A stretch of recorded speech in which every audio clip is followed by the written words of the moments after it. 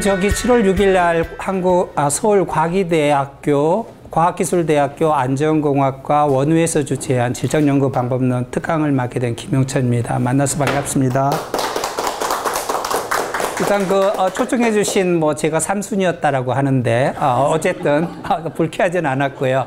감사드리고요. 그 다음에 또 이 역사 깊은 학교에 또 이렇게 미래의 훌륭한 연구자가 될 사람들에게 또 이렇게 질적 연구를 하라고 추천해 주신 또 정진우 교수님, 그리고 또 저기 홍익대에서 또 국어교육 하시는데 일부러 여기 와주신 교수님들, 교수님 감사드리고요.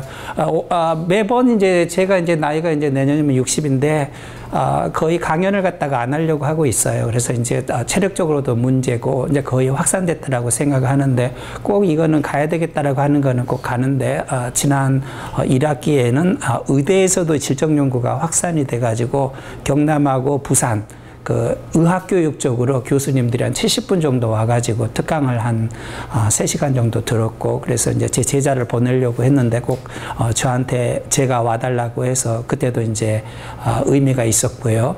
그 다음에 이제 오늘은 제 이제 질적 연구 30년 중에서 의미가 있었다라고 하는 거는 특히 이제 자연과학 분야에 자연과학은 아니겠네요. 공대 분야에 또 이런 이제 강의 요청이 있어서 꼭 와야 되겠다라고 생각을 했습니다. 그래서 이제 우리가 일반적으로 공학 이렇게 하게 되면 굉장히 법칙이나 규칙이나 이런 게 있기는 하지만 그 앞에가 안전이 붙었다라고 하는 거는 굉장히 중요한 또 문화하고도 관련이 된 문제이고, 또 그 다음에 특정 조직에서의 여러 가지 상호작용과도 관련된 문제이기 때문에 이쪽에서도 굉장히 좋은 연구가 나올 수 있을 거라고 생각이 됩니다. 그래서 이제 저는 오브 더 레코드이긴 하지만 15명 정도를 갖다 대학 교수로 만들었어요. 진주 교대에는 박사과정이 없었기 때문에 어떻게 이제 용감한 사람들이죠.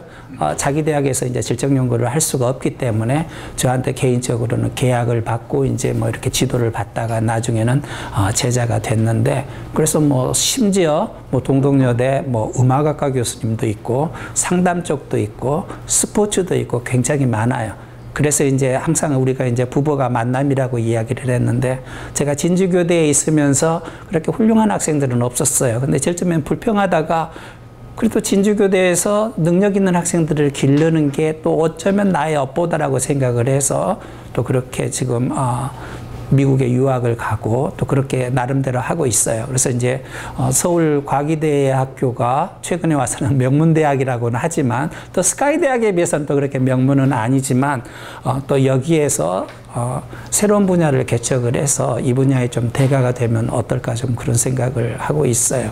그래서 사실상 서울대 공대나 연대 공대는 제가 잘 모르지만 그쪽 분야의 질적 연구를 하지는 않을 거예요. 그렇다라고 한다면 이 학과에서 질적 연구를 해서 기존 패러다임하고 다른 새로운 시각이나 새로운 이론이나 새로운 연구 주제를 갖다가 만들어낸다라고 한다면 스카이 졸업장 못지않게 굉장히 훌륭한 뭐라 그럴까요? 지적 재산이라 그럴까? 이걸 가질 수 있을 거라고 생각이 되네요. 그래서 이제 사실상 외국에서는 질적 연구 논문을 쓸 수 있느냐라고 했을 때 보통 1년 정도의 코스를 들었는지 안 들었는지 이게 굉장히 의무적으로 돼요.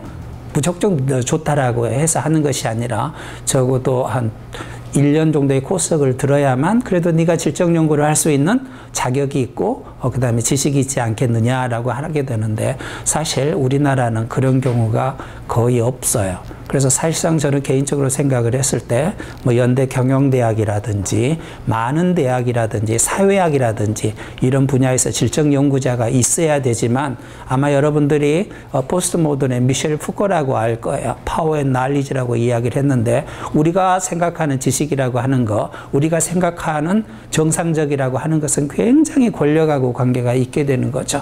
그럼 그렇다라고 했을 때 너무나 안타까운 거는 식민지 연구문화 속에서 국어교육은 대부분 서울대 국어교육과 졸업하시면 좋은 대학에 다 가시던데, 그렇지 않은 인문사회가 공대 이런 데 보게 되면 다 미국이나 이런 데 유학을 가지 않아요?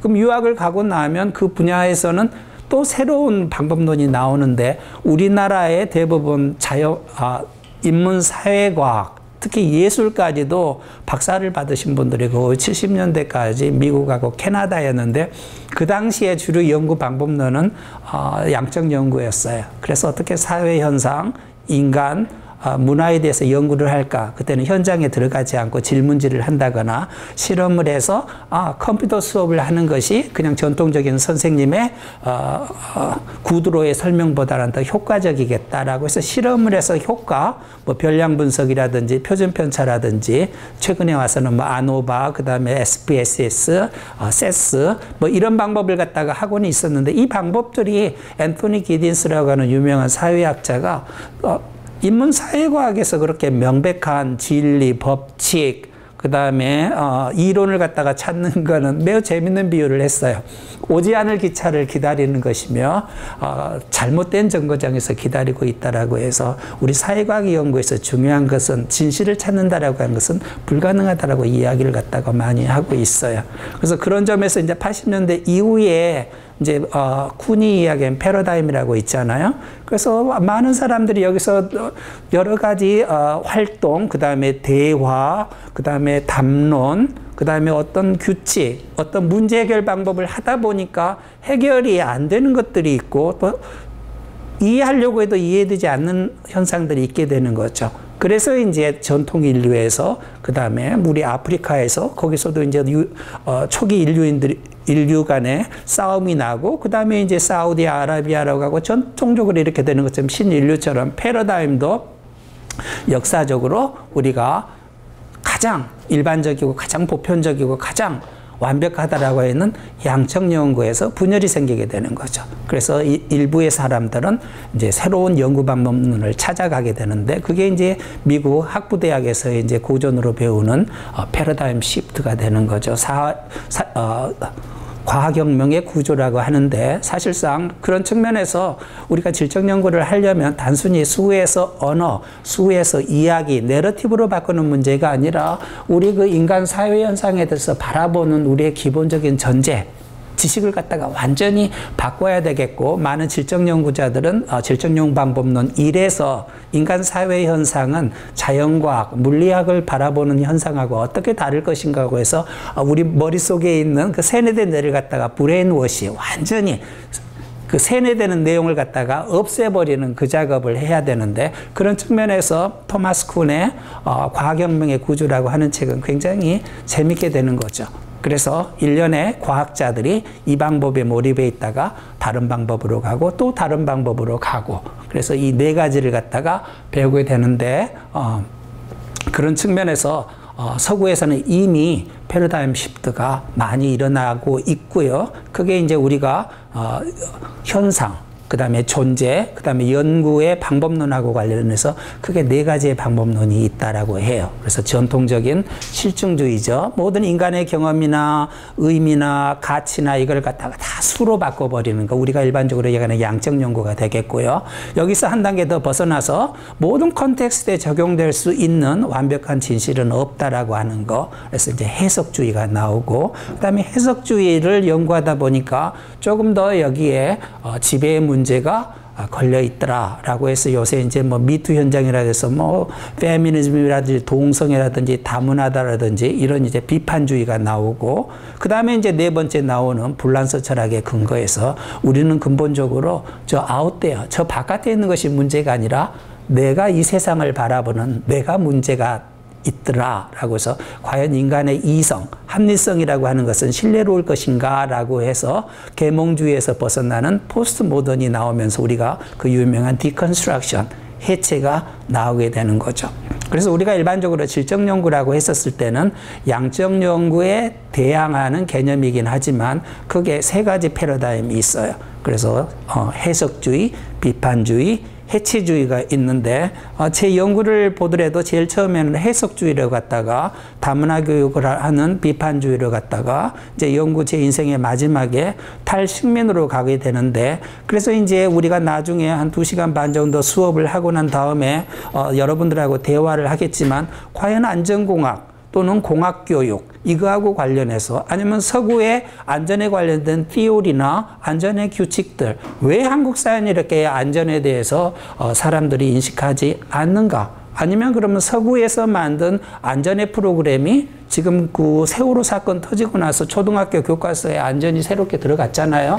생존 수용도 들어가 있고. 근데 제가 이제 그 원우 회장님 요청을 듣고 나서 그러면 안전하고 관련된 어떤 프로그램을 갖다가 우리나라 초등학교나 중학교나 교육 프로그램에 만들어서 제공하면서 한국인한테 가장 적절한 안전교육 프로그램을 만들어서 그걸 입증을 했는가라고 하는 그런 액션 리서치가 있는지 없는지도 몰라요. 그래서 그런 측면에서 나중에 패러다임 3가지를 설명할 건데 실제적으로 여기 한국과학기술대학교 안전공학과에서 어떤 패러다임에 근거해서 어떤 연구가 선구자적인 역할을 할 것인지는 제가 매우 궁금하고 브레인스토밍을 통해야 될 것 같고요. 아까 석사 논문에서 지금 그 질적 연구를 하셨다는 선생님 어디 계셔요?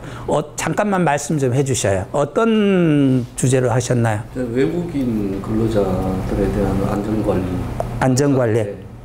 향상을 위해서 조사를 외국인 근로자들 조사를 했다는 뜻인가요? 우리가 이제 조사를 했다라고 하는 것은 양적 연구에서 쓰기 때문에 더 이상 이제 서베이를 안 했는데 왜 특별히 외국인 노동자인가요? 지금 뭐 그 건설 현장에 이 인력 부족이 많이 있는데 네. 그러다 보니까 이제 외국인들이 많이 들어오고 네. 그 사람들에 대한 안전의 부실이 이제 내가 심각하게 대두가 되고 그래서 그런 부분에 대해서 어떻게 이제 좀 그래서 선생님의 이제 논문 1장이 궁금한데 질적 연구를 시작하는 가장 대표적인 방법이 트렌드가 되거든요. 왜 갑자기 기대하지 않았던 사회 현상, 문화 현상, 매스컴에서 떠들게 되느냐라고 했을 때 지금 새로운 노동 인력이 동남아시아에서 이주해 왔잖아요. 그래서 공학교육에서 안전에 대해서 이 사람들이 언어도 모를 거고 굉장히 여러 가지 문제가 있을 거예요. 그래서 그 시작을 어떻게 했는지는 모르지만 한국 전통적인 가치나 언어나 규칙을 갖고 있지 않는 동남아시아의 노동 인력을 대상으로 해서 안전교육이 필요하다라고 한 것은 굉장히 시작에서 좋은 주제였다라고 생각을 해요. 근데 이거는 이제 실행 연구가 될 수도 있지만 또 다른 측면에서 굉장히 비판적 패러다임하고도 관련이 될 수가 있겠죠.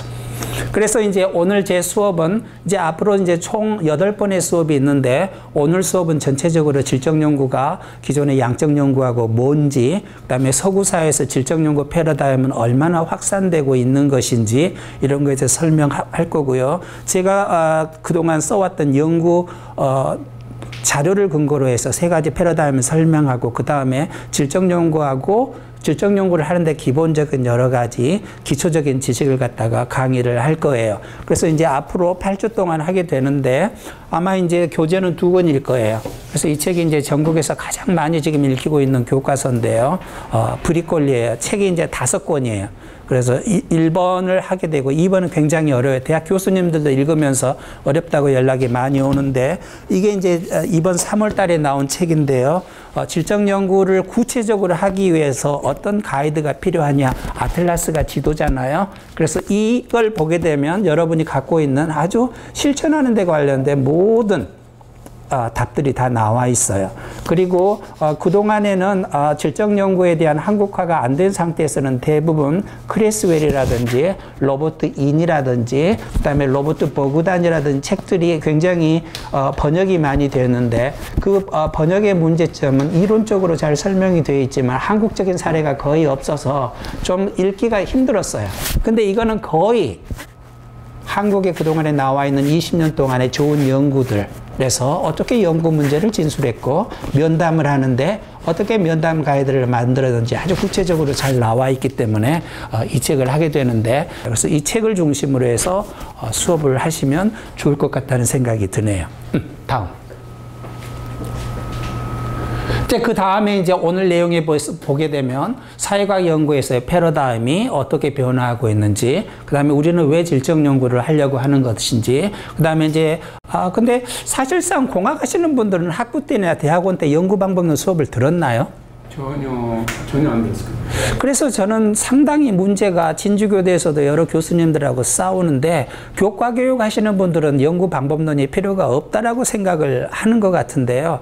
외국은 거의 대학원에서는 리서처잖아요. 연구자로서 통계 방법을 듣든 질적 연구를 듣게 되거든요. 저는 이게 학과의 문제가 아니라 대학 원장이 결정해야 될 문제예요. 그래서 아까도 이야기했지만 한국에서 70년대 이전까지 박사를 받은 선생님들이 연대, 고려대, 서울대 다 들어가 있는데 이미 미국에서는 통계를 안 가르치는 대학들이 많이 있거든요. 그분들이 그거를 다 목격했음에도 불구하고 푸코의 파워 앤 날리지 때문에 절대적으로 질적 연구자를 뽑지를 않아요. 그러니까 오히려 질적 연구 공부하고 싶어하는 학생들만 희생하는 거예요. 그래서 가끔 모르는 대학에서 우리 대학은 없는데요. 어떻게 하면 좀 도와주세요 그러길래 나한테 도와달라 그러지 말고 총장실을 점거해서 질적 연구 방법론을 개설을 해달라고 하셔요 라고 하게 되는 거예요. 그래서 미국 내에서는 30년 동안 싸웠어요. 질적 연구자들이.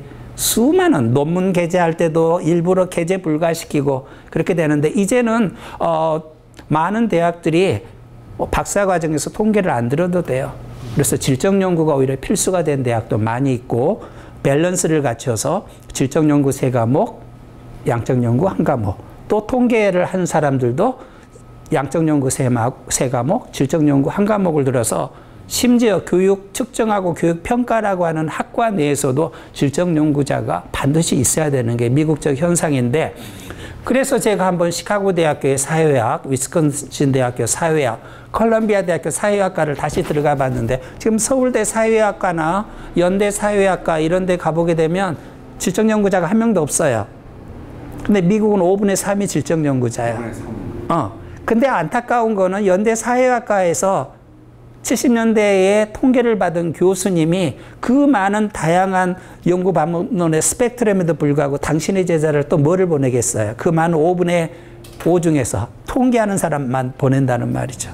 그래서 푸코가 이야기한 것처럼 난리지라고 하는 것은 가장 올바른 것이 아니라 권력의 싸움이다라고 이야기를 했죠. 그래서 그런 측면에서 우리 한국 사회에서도 질적 연구가 엄청나게 지금 필요하지만 대학에서 모든 권력을 갖고 있고 이 사람 뽑을까 말까 하는데 대부분 통계 연구를 했기 때문에 절대적으로 뽑지 말자라고 하게 되는 거죠. 그래서 그런 측면에서 한국의 교수님들이 좀 더 개방적이면 좋을 텐데 이 권력을 놓지 않으려고 하는 거죠.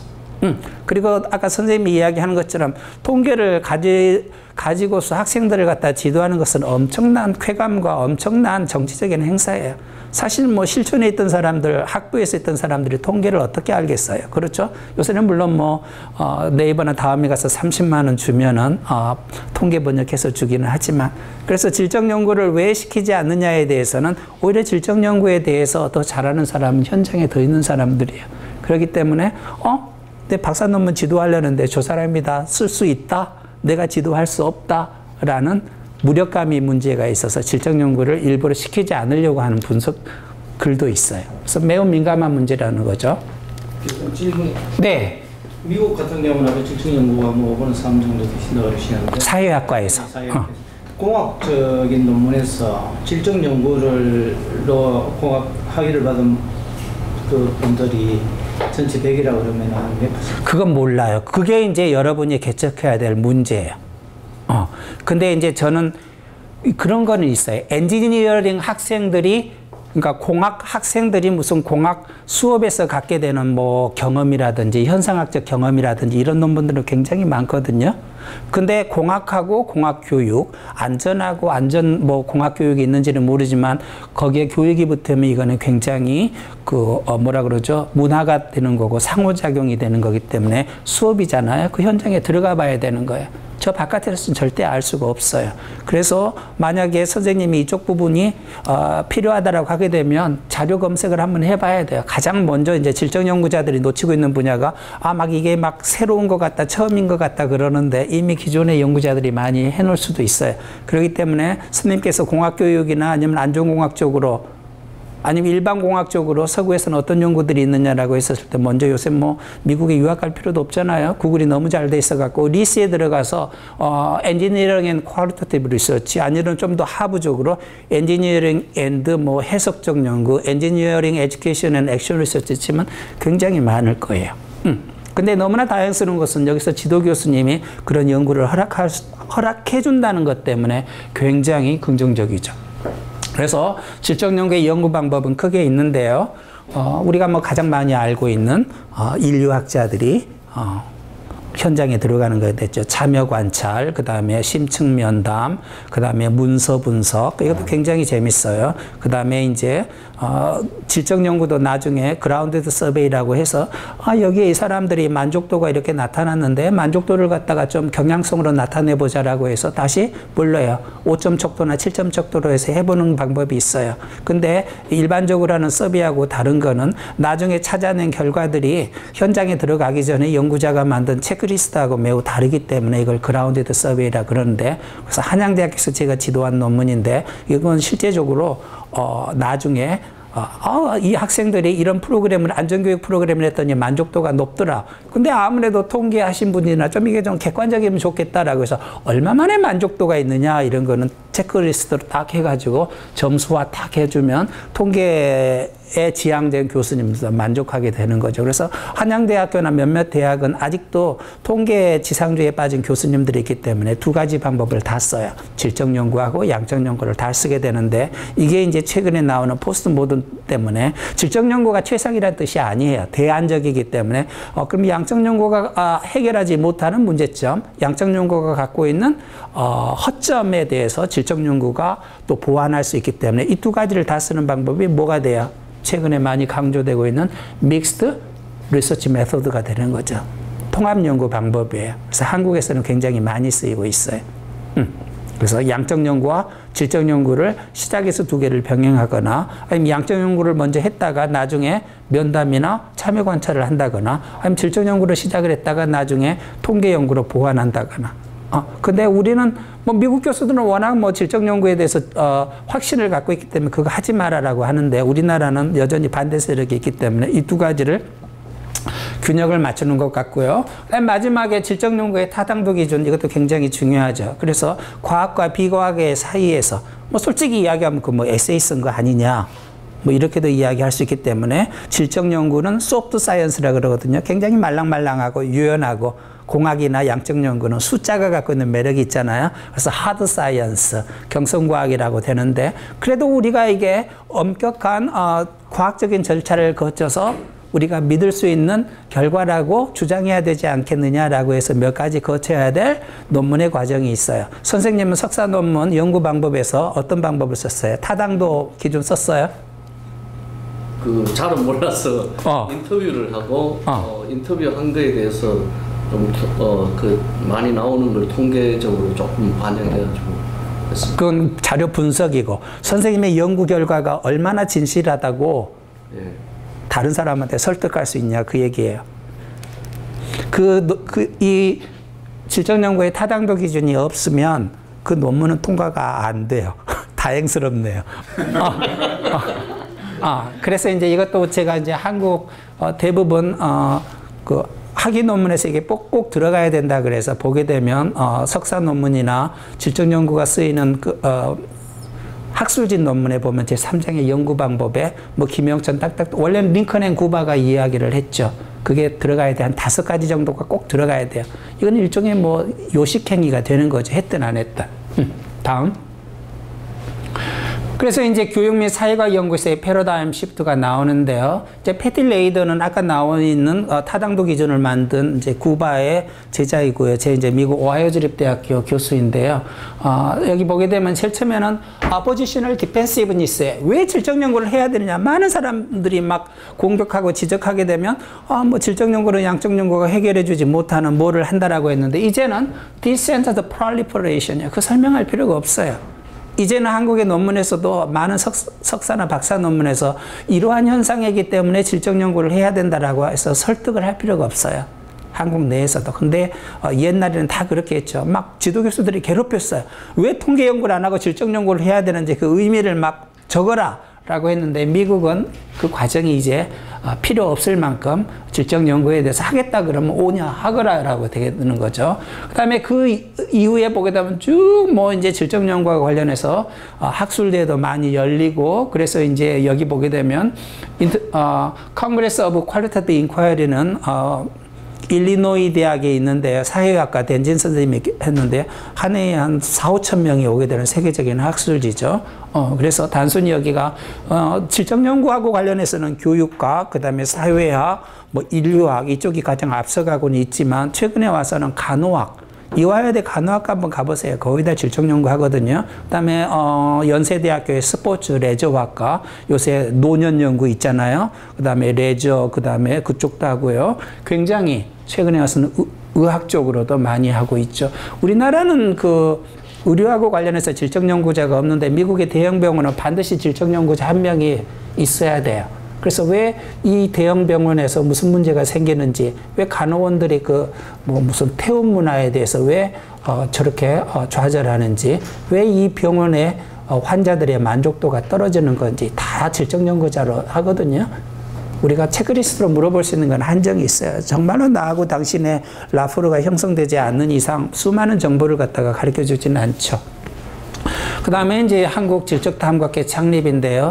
1998년, 95년도에 한국에 왔는데 98년도에 이제 서울대학교 조용환 교수님하고 한국교육인류학회를 만들었어요. 그 이전에 조용환 교수님 지도교수가 교육인류학을 강의를 했기 때문에.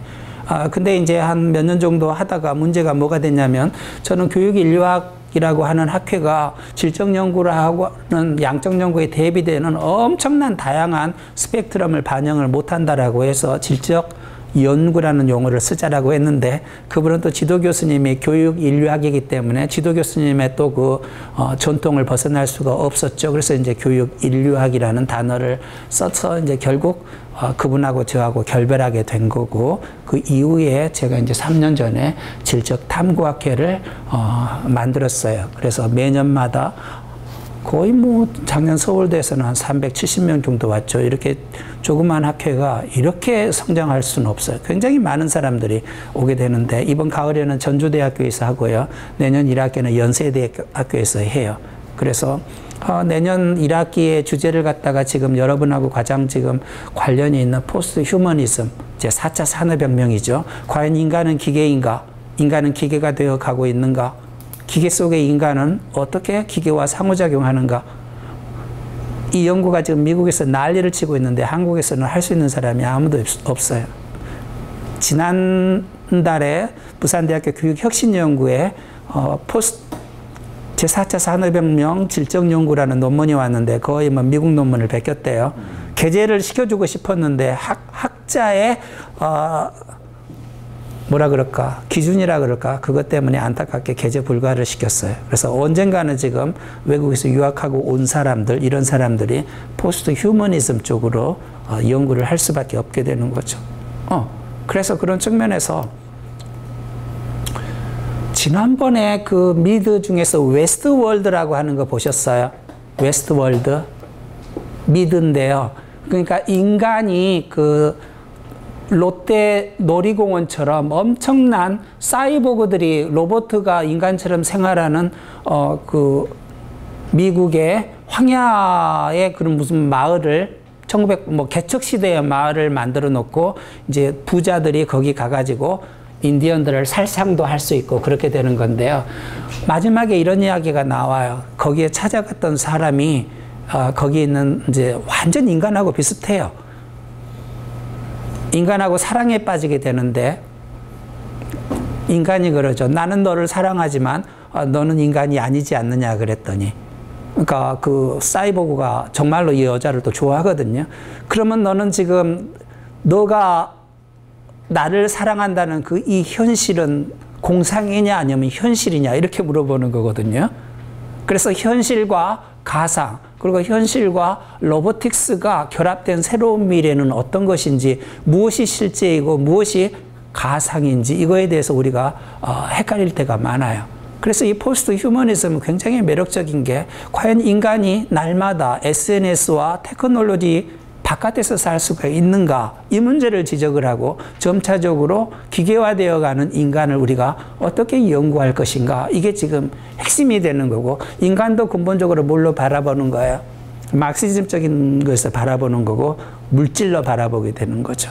그래서 인간이라고 하는 물질과 기계라고 하는 물질 속에서 어떤 상호작용이 일어나느냐, 이걸 갖다가 연구하는 게 지금 네 번째 패러다임은 해체. 과연 인간만이 모든 존재의 우월하냐? 그렇지 않다. 인간도 똑같은 기계다라고 생각을 하고 그거를 연구하는 건데요.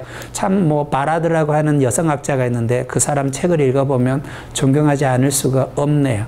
그래서 몰라요. 저는 뭐 원 회장님이 그 능력이 되는지 안 되는지 모르겠지만 워낙 바빠서 발끈하지 마시고 포스트 휴머니즘하고 관련해서 이론적으로 글을 쓰셔도 좋고 포스트 휴머니즘 관점에서 한국의 어떤 안전공학이나 그런 그 공학적 현상을 탐구해도 굉장히 선구자적인 연구가 될 것 같아요.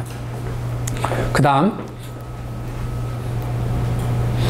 그래서 이제 패러다임을 공부를 하려면 독일의 유명한 비판학자 하버마스를 갖다가 알아야 되는데요. 인간 사회과학에는 근본적으로 세 가지 관심이 있대요. 본능적인 거예요. 그래서 아마 이제 안전공학 쪽은 어떤 관심이 있냐면 기술적 관심이 있겠죠. 자연현상을 지배하고 그 다음에 그 자연현상을 갖다가 어떤 통제하면서 거기에 맞는 규칙을 만들고 법칙을 만들고 이론을 만들고 그렇게 되게 되는 거고요. 그래서 여기서 이제 기술적 관심이 나온 게 대학을 하게 되면 자연과학과 공대가 가장 대표적인 거, 공학이 되는 거죠. 근데 이제 두 번째라고 하는 것은 실천적 관심 또는 해석적 관심이에요. 우리가 대학으로 따지면 뭐가 되나요? 역사, 철학, 인류학, 경제학 이렇게 되는 거죠. 이해하려고 노력하는 관심이에요. 그 현상 속에서 도대체 저 사람들은 어떻게 생활하고 있느냐?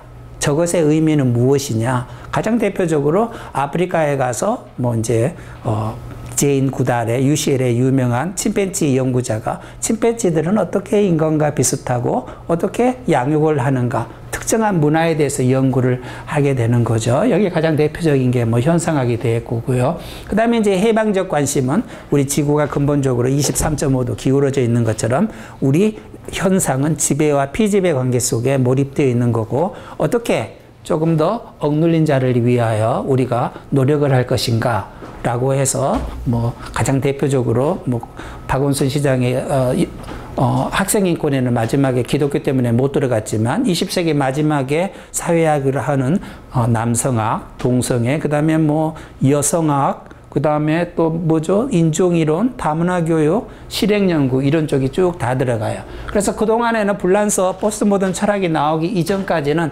인간의 기본적인 관심은 하버마스 책이 많이 이해가 됐어요. 자연을 통제하고 법칙, 명확한 진리를 찾는 것, A와 B 간에 관계가 있다. 모든 미국이나 우리나라나 물은 100도씨에 끓는다. 이렇게 되는 거죠.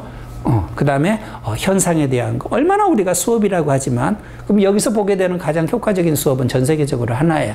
실제 수업을 할 때는 바로 이렇게 하고 동기를 5분 하고 뭐를 하고 그래서 미국 사람이 만든 수업 이론을 갖다가 우리가 그대로 하면 효과가 있을 것 같지만 해석적 연구에서는 미국에서 그 이론을 갖다 적용하는 거하고 한국에서 적용하는 거하고 어떻게 돼요? 매우 다르거든요. 그래서 제가 쓰려고 하는 논문 중에 하나가 왜 미국의 많은 훌륭한 서구의 교육학 이론들이 한국에 오게 되면 다 실패하는가? 그 연구에 우리의 문화하고도 관련이 있고요. 미군이 한국에 들어와서 1948년도인가요? 교육부를 만들면서 한국의 훌륭한 인재들을 갖다가 한 3,000명을 갖다가 테네시 대학에 데리고 가서 훈련을 시켰어요. 미국의 민주주의 철학에 근거한 교육을 했는데 그때 들어온 게 신교육이었어요. 아동을 존중하고 어떻게 돼요? 체벌하지 말고. 성공했겠어요? 실패했겠어요? 실패했어요. 우리는 근본적으로 아동 자체를 뭐라 그래요? 나와 동일시를 하고 그 다음에 우리는 이론론에 근거하고 있어요. 제가 공부를 해봤더니 그래서 바디하고 마인드가 매우 연결이 되어 있어서 학생이 선생님 앞에서 이러고 있으면 벌써 어떻게 되는 거예요?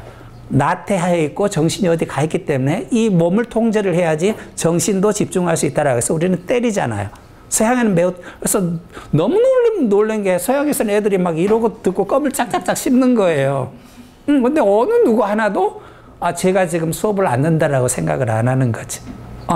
그래서 미국에서 간주했던 가장 이상적인 많은 교육 이론들이 한국에서 어떻게 실패하고 있나 제가 봤을 때는 선생님과 학생 간의 위계적인 관계, 가부장제적인 관계도 있겠고요. 문화도 있고 이런 게 있는 것 같아요. 그래서 이것도 매우 효과적인 수업이라고 하는 것은 미국 학자가 제시한 것 같고 한국하고 매번 다르잖아요. 전 세계 얼마나 지금 오늘 전 세계 많은 대학에서 수업을 하고 있어요. 그 수업은 매번 달라지고 다 다르게 의미를 갖게 되고 다른 특징을 갖게 되는 거죠. 그래서 상호작용하고 문화를 이해하게 되는 거고요. 그 다음에 이제 해방적 관심은 아까도 말씀드린 것처럼 그래서 페미니즘 이론들이 서양의 페미니즘 이론들이 많이 제 3세계로 가게 됐는데 제가 옛날에 타임즈인가 뉴스위크에 읽었을 때 서양의 많은 페미니즘 여성학 해방 이론들이 중국에 들어왔는데 중국에 많이 맞지 않는다라고 이야기를 하고 있어요. 그래서 자기들만의 어떤 독특한 새로운 페미니즘 이론을 만들 것인가, 이것도 굉장히 재밌는 게 되는 건데 이 해방적 관심은 지배와 피지배라고 하는 명확한 실체가 있고 그걸 갖다가 정성하려고 하는 거기 때문에 기술적 관심하고 거의 비슷해요. 리얼리티가 있다라고 하는 거고 여기는 리얼리티가 없다라고 하는. 그 다음으로 넘겨가 봅시다. 그래서 이제 패티 레이더 선생님은 이분이 미국학을 전공을 해서 포스트 모던을 갖다 굉장히 많이 공부해서 그동안에 인간의 관심이 기술적인 관심은 자연을 통제하고 A는 B이다 라고 하는 어떤 예측하게 되는 거죠. 그래서 여기 나오게 되는 게 이제 가설을 만들어서 검증하고 여러분 석사 논문에서 이런 거 많이 할 거예요. 뭐 안전하고 관련해서 모르겠어요. 뭐 건축물을 만들 때 뭐 질량하고 뭐 높이하고 뭐를 하면 어떻게 될 것이다 이렇게 되는 거죠. 우리도 굉장히 이론을 많이 만들고 있죠. 심리학이라든지 뭐 극단적으로는 뭐 아동의 자존감을 높여주면 뭐 학습 몰입도가 높아질 것이다라든지 그런 거가 되는 거죠. 그래서 이걸 갖다가 예측을 하려고 하는 인간의 관심은 우리가 실증주의라고 하고 있고요. 인간의 어떤 특정한 현상 속에서의 이해 를 하는 거는 이제 해석주의라고 하고 있는데 이제 나중에 여러분이 좀 더 공부를 하게 되면 이 안에도 굉장히 하위 영역들이 많고 또 자기들끼리 싸워요. 왜 그러냐면 미국의 그 학자들은 굉장히 자기 아이들을 갖다가 상품화를 잘 시키는 것 같아요. 그래서 계속 책을 팔고 강연 다니려고 하니까. 그래서 질체면은 이제 링컨 앤 쿠바의 내추럴리스틱 인콰이리라고 그랬어요. 자연주의. 왜 그러냐면 아무 조작도 되지 않고 실험도 되지 않는 현장에 들어가서 관찰하고 한다라고 이야기를 했고요. 그 다음에 구성주의. 가장, 공학교육에서도 구성주의가 있는지 모르지만 매번 맥락 속에서 사람들은 어떻게 되는 거예요? 그 의미를 만들어낸다라고 하게 되는 거죠. 여기서도 아마 여러분들이 어떤 의미를 만들어내는 건데 그 의미를 찾게 되는 거죠. 그 다음에 이제 현상학 나오고요. 민속학. 사실 민속학이라는 단어는 안 돼 있고 이제 질적연구하고 관련해서 에스노그래피라는 단어는 많이 들어봤을 거예요. 그러지 않아요? 에스노그래피. 초창기의 질적연구인데요. 그래서 이제 어느 모르는 민족, 모르는 사람들 속에 가가지고 그 사람들이 어떻게 생활하는지를 갖다가 방관자적인 관점이 아니고 그들의 관점에서 이겨내는 건데 에스노는 피플이 되는 거죠. 그 나라 사람들의 되는 건데 대부분 이 문화기술지는 제국주의 속에서 나타났어요. 그래서 어떻게 앵글로색슨족들이 영국이나 포르투갈이나 스페인들이 인도나 아니면 동아시아를 갖다가 지배하게 해서 이 사람들의 생활 생태를 알아야 될 거 아니에요. 뭐가 약점이고 그래서 많은 사람들한테 가서 연구하라라고 되어 있죠. 그래서 그래피는 디스크립션이에요. 디스크립션. 그래서 내가 연구할 사람들에 대해서 묘사한다라고 해서 우리나라 1980년도에서 90년도에 많은 연구들을 보게 되면 문화기술지가 많이 쓰여져 있어요. 그래서 단순히 어떤 그 사람들의 동남아시 노동자들이 실제적으로 어떤 현장에서 어떻게 살아가고 있는지를 담담하게 에세이적으로 극단적으로는 재미있게 묘사를 해서 그 사람들의 삶을 아주 생생하게 묘사하는 게 문화기술지죠. 그래서 실제적으로 문화기술지로 쓴 논문을 갖다가 통계 연구를 하는 교수님들 읽어보면 제일 처음에는 너무 두꺼워서 싫은데 나중에는 굉장히 재밌다고 해요. 그리고 이 속에 많은 새로운 내용들이 제시가 되어 있게 되는 거죠. 문화기술지. 그래서 적어도 이제 문화기술지를 하려면 인류학이나 사회학에서는 1년 정도를 거기다가 있어야 돼요. 참여 관찰을 해야 되는 거죠. 근데 우리 교육 쪽에는 사실상 제 박사학위 논문이 우리나라 초등학교 한 5군데 가는데 3일만 지나면 어떻게 돼요? 매우 지루해요.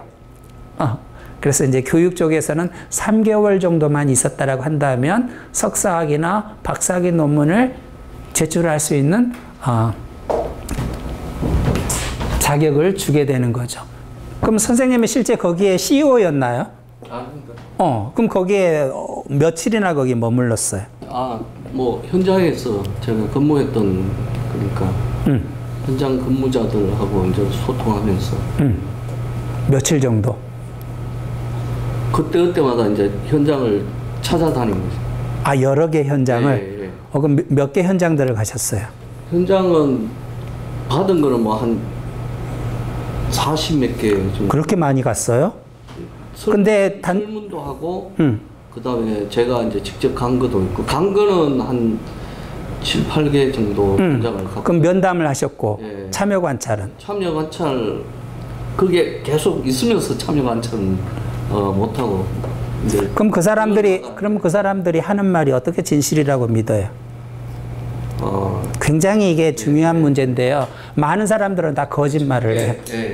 그래서 저 바깥에서는 초등학교 연구할 때 바깥에서는 존 듀의 아동중심 이론에 의해서 우리 아이들을 때리지를 않고 뭐 질문을 골고루 하고 그러거든요. 현장에 들어가 보면 바깥에서 이야기한 면담하고 관찰 내용하고 어떻게 돼요? 완전히 달라요. 그래서 반드시 면담이 강조된 연구가 있거나 아니면 참여 관찰이 강조된 연구가 있긴 하지만 참여 관찰은 반드시 필수예요. 근데 많은 통계 연구자들은 왜 설문지를 쓰나요?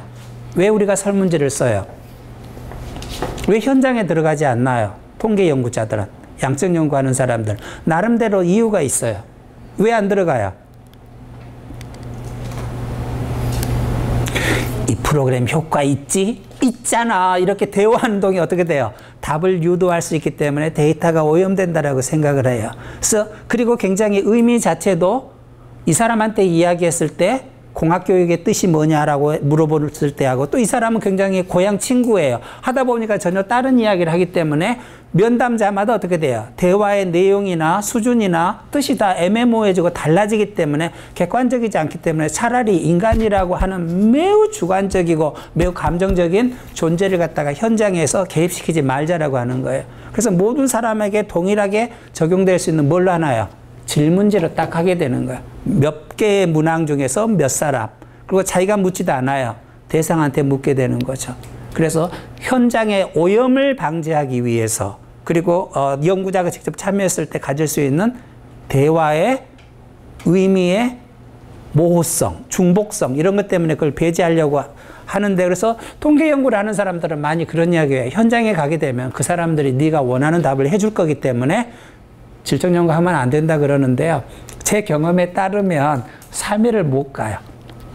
초등학교 현장 선생님이 한 3일 지나니까 그때 제가 박사도 아니었는데 저를 박사라고 부르대요. 초등학교 저기 내곡 초등학교였는데 그 공군 근처에 김영천 박사님 내가요 참여 관찰을 해서 그동안에는 애들아 조용해 애들 거기 조용 말 잘 들었어 이렇게 했는데 내가 이러다가요 3일 동안에 지금 2kg가 빠졌거든요. 이렇게는 못 살아요 그러는 거예요. 그래서 3일만 지나면 현장에 대한 침입, 개입, 인트루시브니스는 자연적으로 없어져요. 당신이 쓰고 싶은 대로 마음대로 쓰라고 하게 되는 거죠. 그래서 그런 점에서 초창기의 문화기술지. 그래서 아까도 이제 원 회장님한테 이야기를 했지만 가장 좋은 질적 연구는 익sem플러예요. 좋은 케이스죠. 우리나라에서 안전교육이 가장 잘 되고 있는 데가 그냥 거기 가서 한번 문화를 연구해 봐요.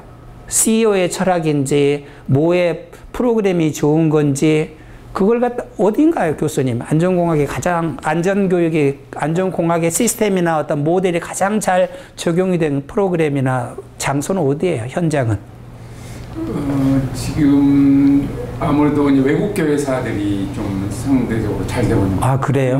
우리나라에 들어와 있는 현지 법인 들어와 있는 외국 교회사들이 특히 이제 석유화학 회사들. 석유화학에서 거기서 사고가 많이 나잖아요. 아무래도 큰 사고가 나면 제가 여수에서 태어났거든요. 여천 저기 호남정유 플랜트 많이 있잖아요. 가끔 맨날 좀 하다 보면은 뭐 앰뷸런스가 지나가고 누가 다치고 막 그랬어요. 지금 현재 규퐁이 이제 가장 세계적으로 가장 교육을 잘 한다라고 보편적으로 이게 인정이 되고 있습니다. 그 케이스 연구하면 좋아요. 그런 문화기술지가 없다라고 한다면. 그리고 이제 비교 문화기술지라고 해서 아주 잘된 지역 두 군데, 아주 잘 못하는 지역 두 군데를 해가지고 비교를 해도 굉장히 좋은 문화기술지가 되는 거예요. 좋은 쪽은 왜 잘 되는지, 안 좋은 쪽은 뭐가 안 되는 건지, 여기서도 이걸 갖다가 비교 문화기술지인데, 덕성여대 인류학과 이용숙 교수님이 우리나라 일반계 초등학교하고 외국계 초등학교 있잖아요. 인터내셔널 스쿨. 그래서 도대체 뭐를 강조하는 건지 아침부터 저녁까지 해서 아까 저기 그 국어교육과 교수님 하지만 그 논문은 최초로 우리가 A4 용지에 반을 갖다가 쫙 잘랐어요. 우리가 보통 여기서 이렇게 길게 시작하잖아요. 이 비교 문화기술지는 A4 용지 반을 잘라갖고 왼쪽에는 영국계 국제학교 쭉 가고 오른쪽은 우리나라 일반 초등학교 쭉 가요. 데이터가. 아마 우리나라 최초였던 것 같아요. 그래서 이제 와서 우리가 생각하고 있는 글쓰기도 굉장히 해체됐어요. 왜 우리가 APA죠. 미국 심리학교에서 만들어 놓은 논문 글쓰기를 이대로 따라해야 되느냐라고 해서 논문의 5장도 이제는 더 이상 쓰지 않아요. 우리가 이야기하는 선생님 아마 연구자라는 단어를 쓸 것 같은데 이제 연구자 쓰면 미국 교수들이 다 나라고 바꾸라 그래요. 네 연구를 냈는데 왜 네가 객관적인 것처럼 리서처라고 하느냐라고 하게 돼서 결론도 없어요.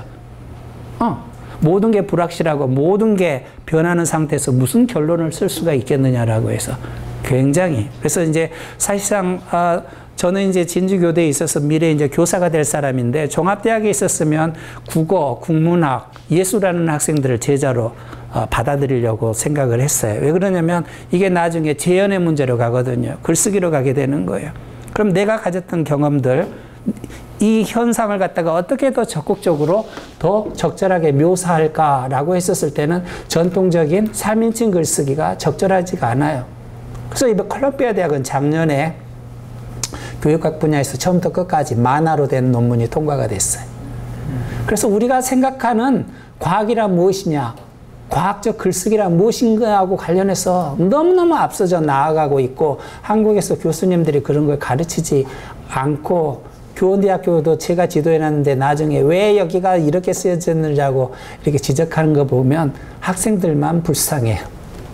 그래서 나중에 질적연구 방법론 제3권이 라이팅이에요. 글쓰기. 글쓰기를 보게 되면 얼마나 글쓰기가 전통적인 객관적 글쓰기에서 소설, 에세이, 심지어 만화 등등으로까지 다양하게 나아갔는지 굉장히 놀랍죠.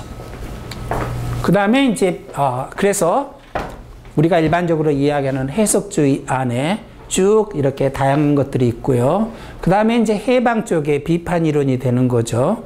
그래서 이렇게 쭉 페미니즘도 있고 게이아리즘엔 비판 문화기술지가 있는데 여기에 보게 되면 실천지향적 연구가 있네요. 여기하고 관련해서 액션 리서치라고 해요. 액션 리서치. 이게 굉장히 아마 이 학과에서도 도움이 될 것 같아요. 액션 리서치는 뭐냐면 질적 연구 중에서 가장 현실적인 연구예요. 현직에 있는 사람들이 대학에 교수로 될 것도 아니고 연구자도 아닌 건데 전 세계의 그동안의 많은 교수들은 박사과정 학생들한테 뭘 요구했어요?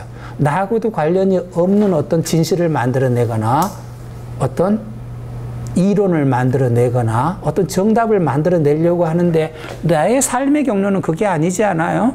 예를 들어서 어느 SK에 들어가서 내가 좀 더 이 SK 조직에 좀 더 개선을 하기 위한 목적인데 대학교 교수님들은 자꾸 그거하고 상관없이 샘플 1000개를 해가지고 한국 전체 샘플을 해가지고 경향성을 찾으려고 하니까. 그래서 이게 나온 게 액션 리서치예요.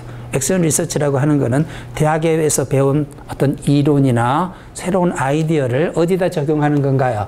자기의 현장이에요. 자기가 돌아갈 조직이에요. 나는 교수가 될 사람이 아니거든요.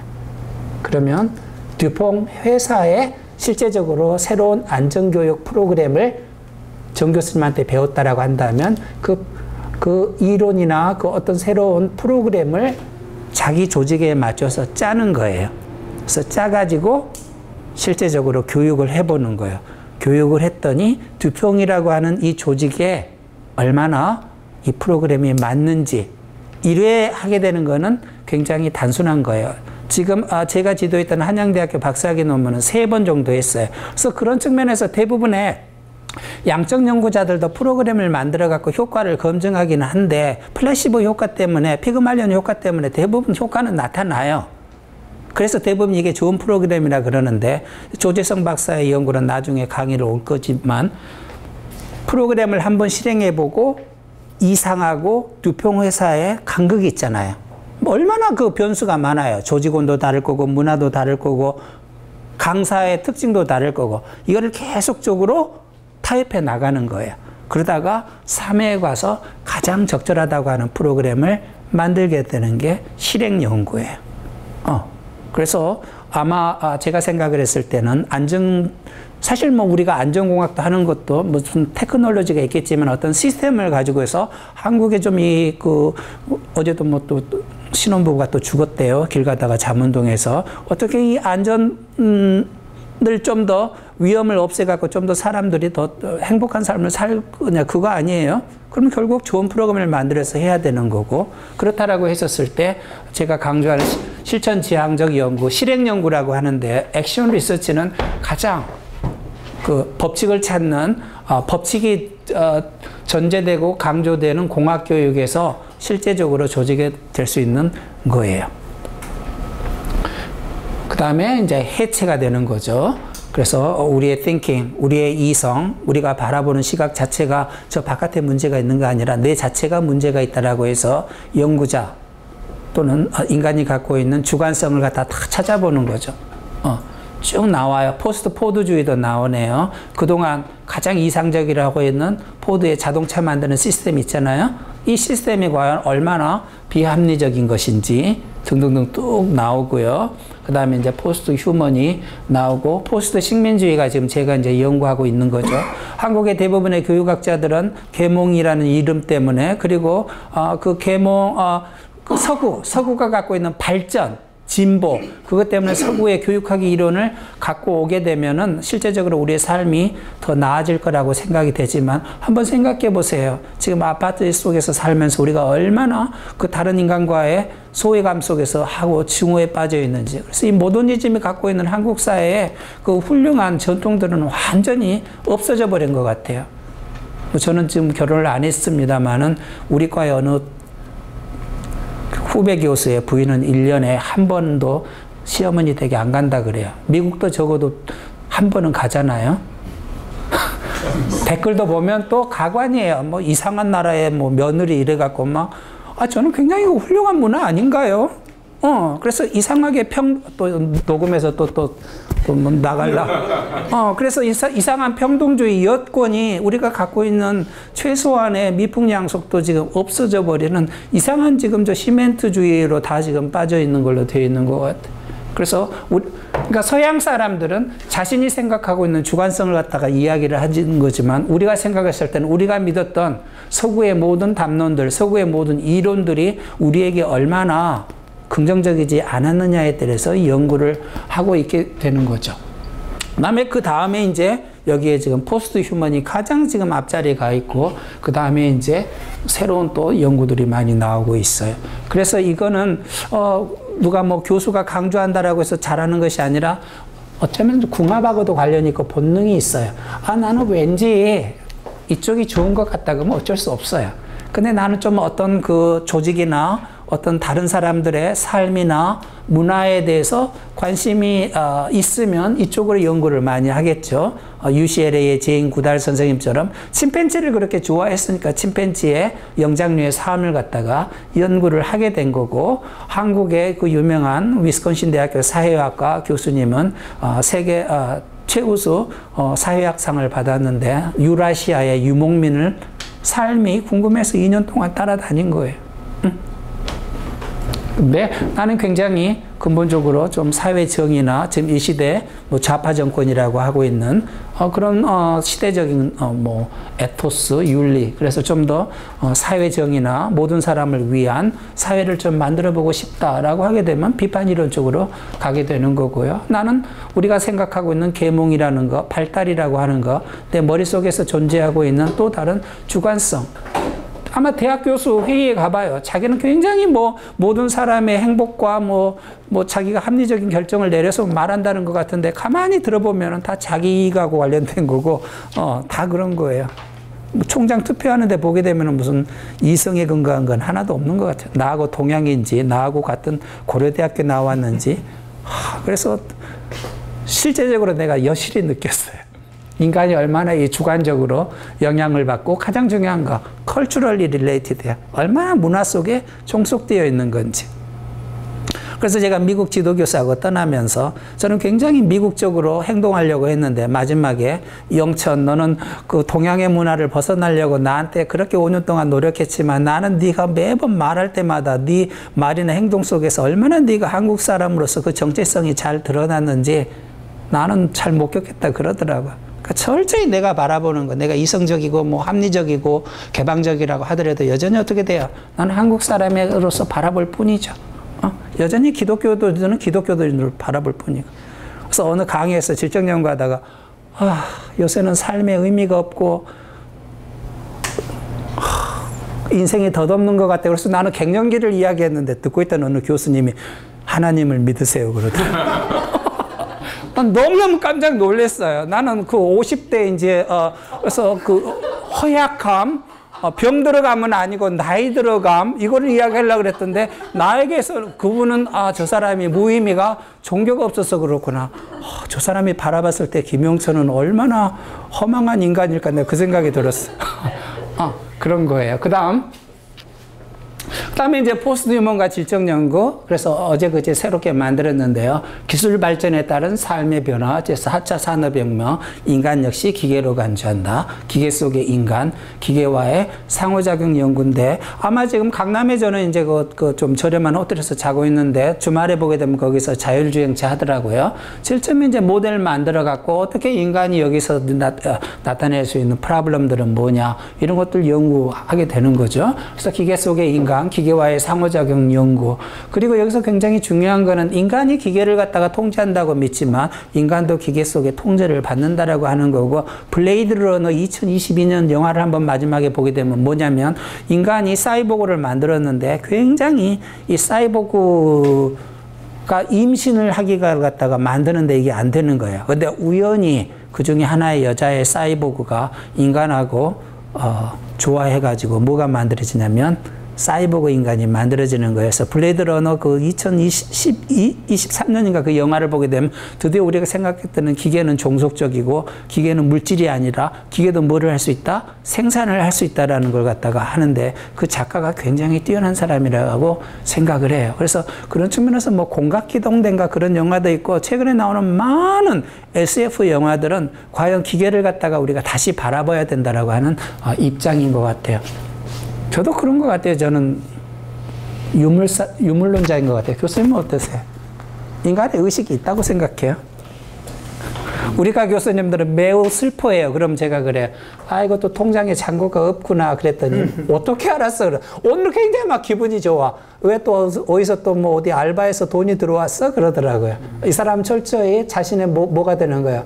통장에 잔고로 하고 있는 물질의 영향을 받게 되는 거죠. 그래서 저도 그런 측면에서 인간이 과연 그 의식이라고 하는 게 물질로부터 지배 안 당할 수 있을까 이런 생각을 하는데 여긴 특히 더 어떤가요? 공학 연구하게 되면 인간은 어떤 존재예요? 공학적 연구에서.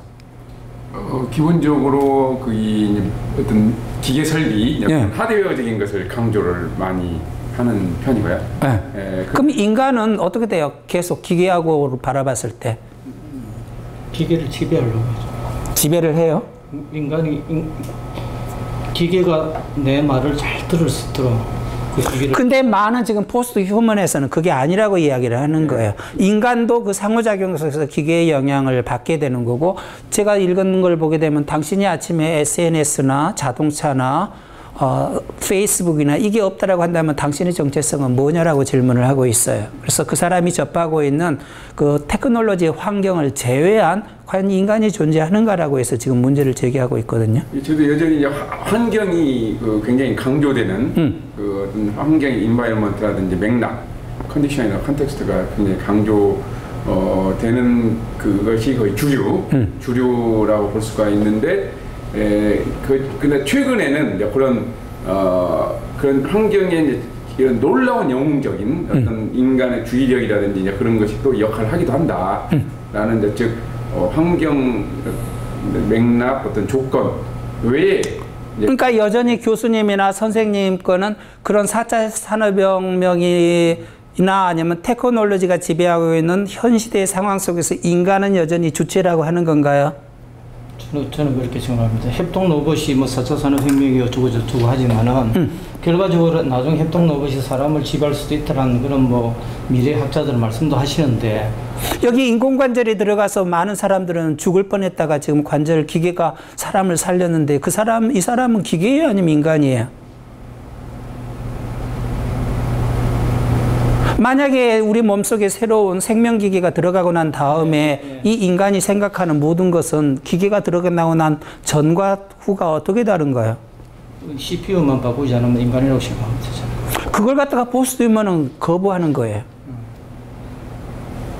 그런 점에서 놀라워요. 그렇다면 저 기계 역시 인간으로 간주할 수 있다. 뭐 이렇게 거꾸로 봐야 되죠. 그러니까 기계도 여기서 중요한 건 뭐냐면 생명체로 바라보는 거예요. 왜 그러냐면 한번 우리가 생각해 보세요. 우리가 얼마나 노트북이 없음으로써 생각이 안 나요. 저는 미국에 처음 갔을 때가 90년도인데 그때 처음에 PC가 나왔거든요. 우리는 교수님들이 원고지를 많이 안 고쳐줬어요. 왜 그러냐면 고치면 다시 어떻게 돼요?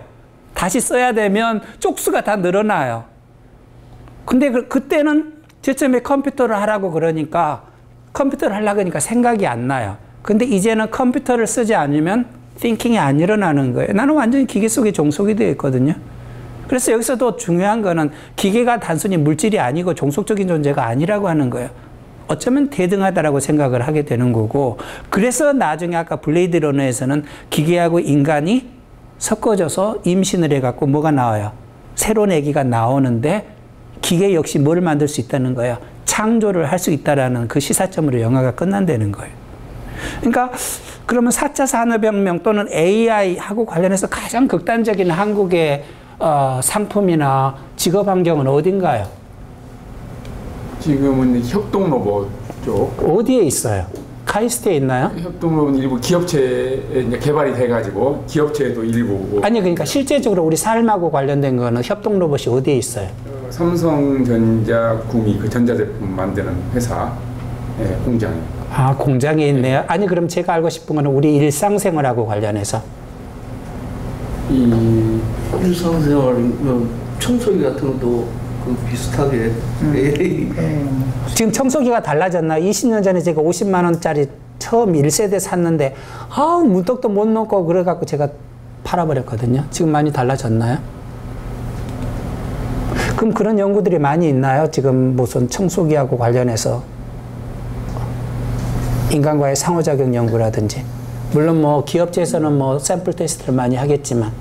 지금 어쨌든 일상생활보다는 좀 로봇과 관련해서 가장 진전된 기술이 가장 진전된 곳이 이제 공장에 우리나라뿐만 아니라 외국에서도 이제 공장 분야, 공장에 물건 제품 만드는 곳. 그러니까 그런 로봇 시스템이나 이런 게 조직이나 어떤 사람들의 문화적 활동에 들어가서 문화의 그런 새로운 문화를 만들다거나 아니면 인간의 상호작용의 퀄리티에 영향을 끼치는 그런 구체적인 케이스가 없냐 그런 얘기예요. 뭐 놀이공원이라든지 잘 모르지만 아니면 병원이라든지 컴퓨터라든지 인터넷이라든지. 법률사무소에서도 뭐 주니어가 리서치하는 걸 로봇이 다 이제 빅데이터 가지고 빅데이터 뭐 하루 이틀 뭐 며칠간 고민해야 될 것을 몇 시간 만에 뽑아내고. 그러니까 그게 이제 법학교육에서의 석사 논문으로 매우 적합하죠.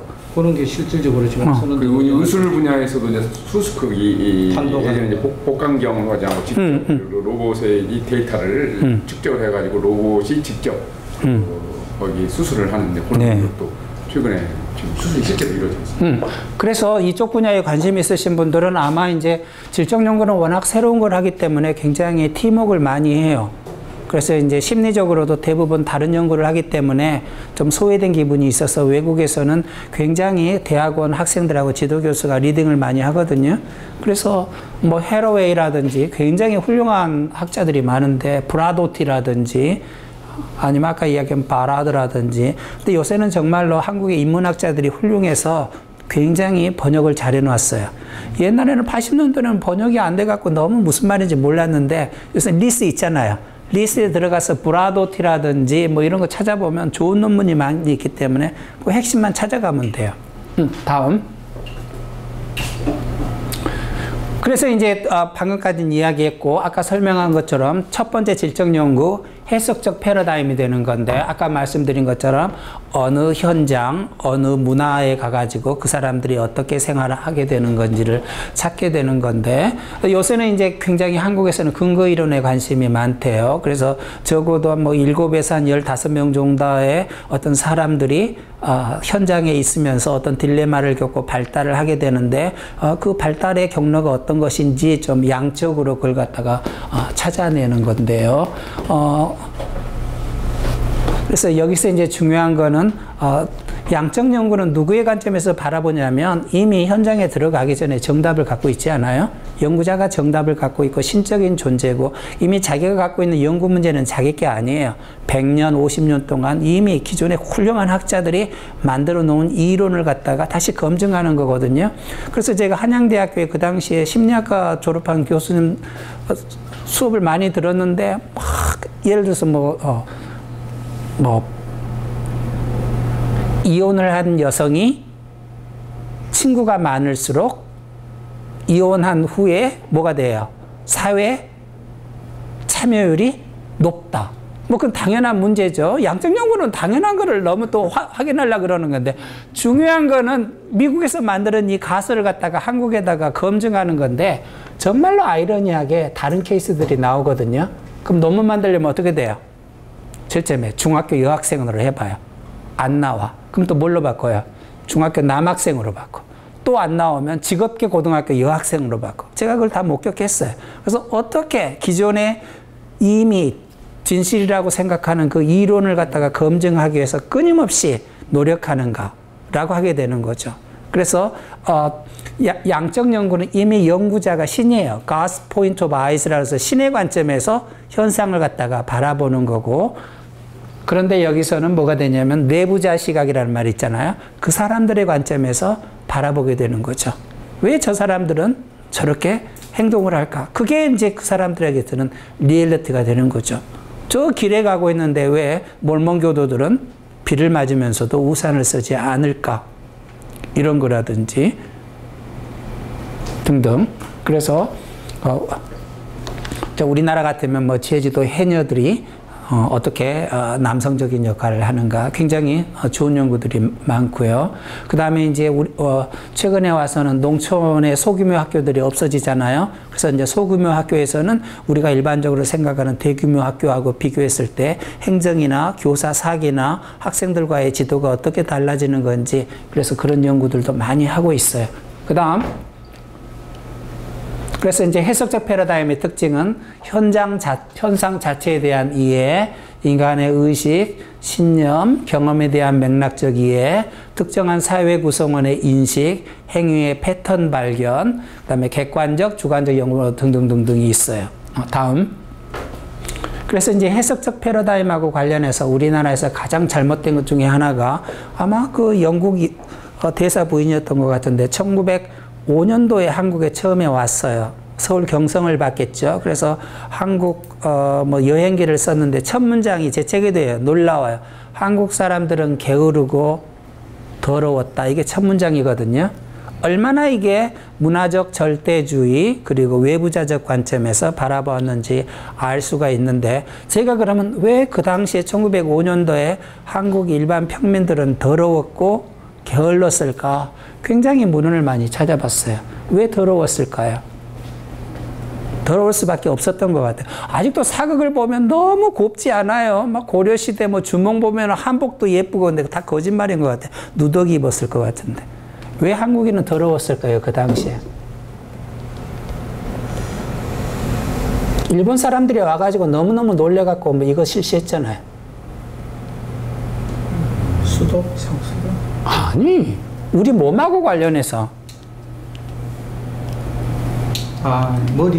머리 단발령. 그 뭐죠? 서울대학교 그 옛날에 그 논술에 나온 거. 뭐 우리 몸의 모든 거는 부모 것이니 한자 주고 해석하라고 하는 거. 뭐 털 하나도 깎지 말아라. 그거 하는 거죠. 그래서 우리에게 있어서 이 몸, 신체 이거는 굉장히 고스란히 해야 되는데 굉장히 이가 많았대요. 남자들 머리에서. 그러니까 한국의 전통적인 이 관습을 모르는 서양 여자에게 이것은 그냥 육체적으로, 위생적으로 더러운 거였죠. 그 다음에 두 번째, 왜 한국인은 그 당시에 일을 안 했을까? 저는 이게 굉장히 궁금해서 나중에 문헌을 찾아봤어요. 우리 드라마에도 많이 나오는데 일을 할 필요가 없었대요. 엄마, 왜 그래요? 그때도 슬로시티를 지향했어요. 예? 네? 슬로시티를 지향했어요. 그 당시에 양반 우리 사극에 나오잖아요. 약탈이 너무너무 많아갖고 평민들이 노력해봤자 거의 80~90%를 다 갖고 가버렸대요. 따라서 노력을 하나 안 하나 어차피 빼앗길 거라고 해서 사람들이 자기 먹을 것만 하고 농사를 안 지었다고 하네요. 그러니까 그 당시에 한국의 그 양반과 노비 또는 양반과 평민 사이의 수탈 관계를 몰랐기 때문에 어머 왜 저 사람들은 이렇게 일 안 하고 놀까라고 하게 되는 거죠. 그러니까 이 사람은 질적 연구자로서 능력이 매우 부족했던 거죠. 그 사람들의 만약에 그 당시에 그 한국 사람들이 왜 당신 그렇게 머리에 이가 있는데 목욕을 하지 않느냐라고 했었을 때 우리는 굉장히 그 조선 통신사들이 놀랐잖아요. 일본이 가장 전 세계적으로 성 이게 발달이 돼 있잖아요. 쾌락 이게 중요했대요. 근데 한국 사람들은 어떻게 돼요? 가능하게 되면 몸이 뭐가 돼요? 그 욕망의 그거기 때문에 목욕도 안 하고 그랬다고 하지 않아요? 그래서 이제 내 학교 이야기인데요. 이게 이제 제 박사학위 논문인데 이게 한국 책으로 나오면서 33,000권이 팔렸어요. 그래서 이제 내 학교 이야기는 실제 우리나라 초등학교 네 개를 갖다가 갔었는데요. 그래서 우리나라 초등학교 공식적인 교육 과정이에요. 국어, 수학 과목을 듣지 않는 수업에서, 않는 상태에서 한국 학생들은 뭐를 배울까?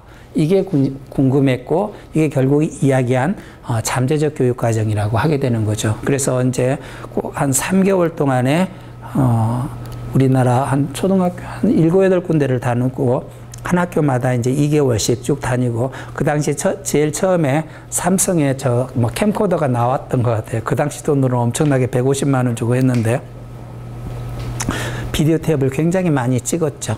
그래서 우리나라 초등학교 학생들은 도대체 한국 사람으로서 무엇을 배울까? 교과서가 아닌 상태에서 그걸 갖다가 했는데 그게 3가지를 배우더라고요. 첫 번째, 웃사람에 대한 존경.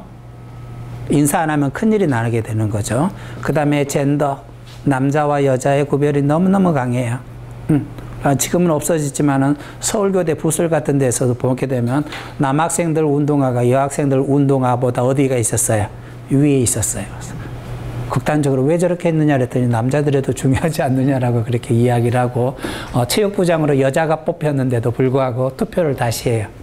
그러니까 남성 우월주의가 너무너무 강했고 그 다음에 이제 실력, 그러니까 성공, 점수에 근거해서 학생들에 대한 실패와 보상이 너무너무 다르다라고 하는데 이게 이제 내 학교 이야기가 왜 해석적 패러다임이냐면 한국의 여러 개의 학교에서 일어나고 있는 문화적 삶의 특징을 갖다 묘사했는데 이게 사실은 좀 더 거시적으로 뭐하고 관련이 있겠어요? 한국의 문화하고 관련이 있어요. 끊임없이 복종을 강조하는 거는 뭐가 되나요? 우리의 전통인 장유유서죠. 그래서 끊임없이 이런 경우에요. 2+2=3은 얼마예요? 그랬더니 학생이 먼저 5 그랬는데 일단 선생님이 네 이름을 안 불렀기 때문에 정답이 아니에요. 두 번째, 손을 딱 들고 5 그랬는데 또 선생님이 쳐다보질 않아요. 왜 이게 정답이 아닌가요? 제가 그걸 찾아낸 거예요. 왜 이 학생이 손 들고 선생님의 공식적인 허락을 받고 답이 뭐예요? 그랬더니 O라고 했는데 선생님이 대꾸도 안 해요. 틀렸다는 이야기죠. 뭐가 틀렸나요? 입니다예요. 미국 사회에서는 입니다가 필요 없지만 한국 사회에서는 니보다 나이 많은 선생님한테 지금 반말해도 되겠니? 이야기가 되는 거예요. 그래서 실제적으로 그 이후에 이걸 연구하기 위해서 음식점에서 먹는데 애가 그러는 거예요. 엄마 포카리 스웨트가 뭐야? 그랬더니 애가 지금 그게 질문이라고 하니 포카리 스웨트가 뭐입니까? 라고 질문해야 되는 거 아니니? 그러는 거예요. 그러니까 정답을 가르쳐 주는 게 중요한 게 아니라 엄마한테 말하는 방식이 더욱더 중요하다고 하는 거죠. 그래서 한국 문화, 그 다음에 이제 두 번째 뭐예요? 성차별은 뭐와 관련이 있나요? 부부유별하고 관련이 있는 거죠. 남존여비하고 관련이 있는 거고, 세 번째는 한국 사회의 엄청난 학력지상주의, 학벌주의하고 관련이 있어서 이걸 좀 더 이제 거시적으로 연구하게 되면 비판적 패러다임으로 넘어갈 수도 있었겠죠. 그 다음 두 번째, 그래서 이제 여기 보게 되면 해석적 패러다임의 내용을 보게 되면 초등학교의 학교 생활의 문화예요. 왜 한국 학생들은 도대체 어떤 가치나 어떤 규범을 학교에서 배우게 되는가라고 해서 연구를 이런 걸 했어요. 그래서 교육학 연구에서 학교 생활에 대한 탐구가 거의 없었고요. 특히 질적 연구는 거의 전무했고 아동의 교실 생활에 대한 현장 연구도 거의 없었어요. 그 다음 학교에서의 경험에 관한 실증적 연구들이 거의 없었는데 이 책이 나오고 나서 제 자랑이 아니라 전국의 많은 교수들이나 학생들이 정말 많이 읽었어요. 왜 그러냐면 대부분 뭐 학교에서 무슨 뭐 국어를 수업 몇 시간을 가르치느냐, 몇을 가르치느냐 이런 연구를 하다가 정말로 네 개의 벽으로 갇히고 학생하고 선생님하고 학생밖에 모르는 그 교실 생활을 정말 리얼하게 다 드러냈거든요. 체벌의 종류까지 다 해가지고 시카고 대학교의 잭슨 선생님이 이 책 세계적으로 유명한 출판사에다가 책으로 내라 그랬는데 책으로 낼 수가 없었어요. 아마 저는 그러면 공항에 못 들어왔을 거예요. 너무나도 80년대의 한국 사회의 전통적인 거, 교사 중심, 그 다음에 강압 중심, 이런 게 아마 세계적인 책으로 나갔다라고 한다면, 그렇지 않아도 지금 한국 그러면 개고기 먹느냐, 뭐 미국에서 한국에서 왔다 그러면 북에서 왔느냐, 남에서 왔느냐 이렇게 물으는데 한국의 초등학교는 완전히 무슨 난장판이고 인권도 없고 그 다음에 장유유서하고 성차별이 난무하다라고 하게 되면 더욱더 국제적으로 아주 나쁜 결과가 되잖아요. 그래서 질적 연구의 딜레마 중에 하나가 내가 이 사람들을 연구하기 위해서 글을 썼는데 나중에 정말로 이 사람들의 복지하고 관련된 나쁜 결과들이 있으면 쓰지 않아야 된다라고 하게 되는 게 질적 연구의 묘미가 되는 거죠. 그 다음 그래서 이제 현장 작업은 1993년 9월부터 94년 5월까지 꽤 오래 했어요. 분석과 글쓰기가 이때 정말로 힘들었는데 한 1년 정도 됐고요. 그 다음에 비디오 테이프를 몇 개를 봤는지 몰라요. 한 비디오 테이프를 한 200개를 찍어갖고 날마다 봤어요. 그래서 상호작용도 연구를 하고 도대체 선생님이 어떨 때 애를 쳐다보지 않는지 어떨 때 칭찬하는지 등등등. 그래서 연구 방법은 참여 관찰, 심층 면담, 문서 분석, 비디오 분석, 그래서 학생들의 일기까지 다 받았어요. 그래서 굉장히 좋았던 연구가 돼요. 이제 비판적 패러다임은 우리 사회 자체가 지배와 피지배의 종속적 관계에 있다라고 해서 피지배에 있는 억눌린 자들 또는 주변인 소외자들의 삶을 갖다가 묘사하고 그들로 하여금 뭐 회복력을 갖다 길러주는 건데, 우리 요새 지금 국어교육하고 관련해서 전국에 가장 많은 지금 대학원생들이 많은 게 뭐예요? 한국어 교육이거든요. 그리고 다문화 교육 쪽에서도 지금 언어 교육이 가장 지금 인기고요. 지난 1학기 때 중앙대학교에서 언어 교육과 질적 연구를 했는데 별로 많이 안 왔었어요. 그래서 우리나라에서도 지금 이 분야에 대한 연구가 굉장히 많이 돼 있죠. 그래서 첫 번째 우리가 그럼 지배하고 피지배의 관계로 봤을 때 크게 이제 여러 개 있는데, 첫 번째 레이시즘, 그 다음에 섹시즘, 그 다음에 섹슈얼 오리엔테이션, 그 다음에 또 뭐가 있어요? 에이지즘, 뭐가 돼요? 나이 많은 것과 적은 것, 그 다음에 이제 등등등 뭐 여러 가지 있겠죠. 그래서 이제 우리나라에 와서는 이제 이호 여사 돌아가셨는데 우연히 우리나라 초등학교 교과서를 봤더니 또 90%가 다 남자예요, 그림이.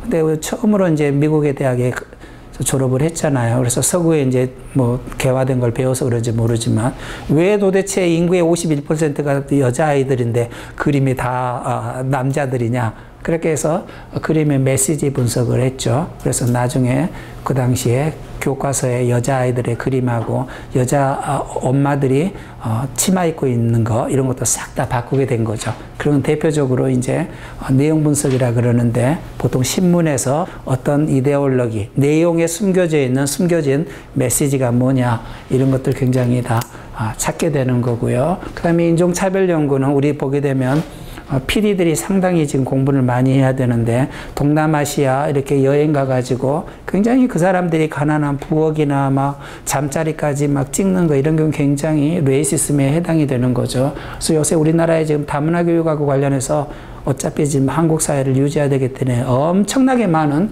다문화 교육의 논문들이 지금 흘러져 나오고 있죠. 그래서 이 비판적 패러다임이 여기에 해당되겠죠. 그 다음에 이제 여기 이제 실행 연구는 보게 되면 교수와 대학원생, 교수와 박사과정 사이에 불평등한 관계를 없애면서 실천에 목적을 둔 연구자가 대학에서 배운 이론이나 새로운 내용에 근거해서 자기 현장을 개선할 목적으로 하게 되는 게 실행 연구가 되는 거죠.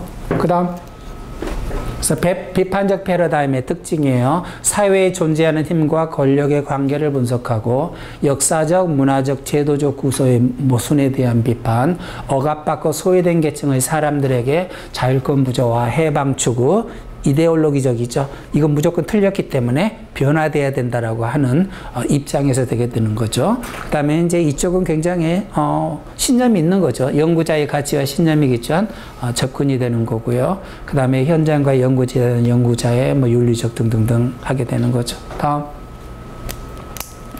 그래서 이제 비판적 패러다임은 가장 검은 눈동자인데요. 한국 다문화동의 슬픈 자화상이에요.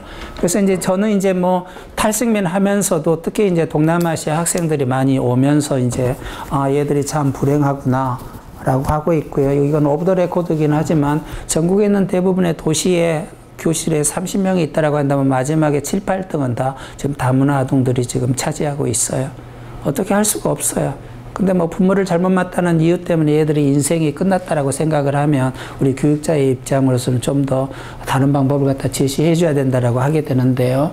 그래서 이제 가장 검은 눈동자는 그 토니 모리슨이라고 프린스턴 대학의 유명한 흑인으로서 최초로 노벨 문학상 받은 토니 모리슨의 가장 푸른 눈동자의 책 제목에서 따온 거예요.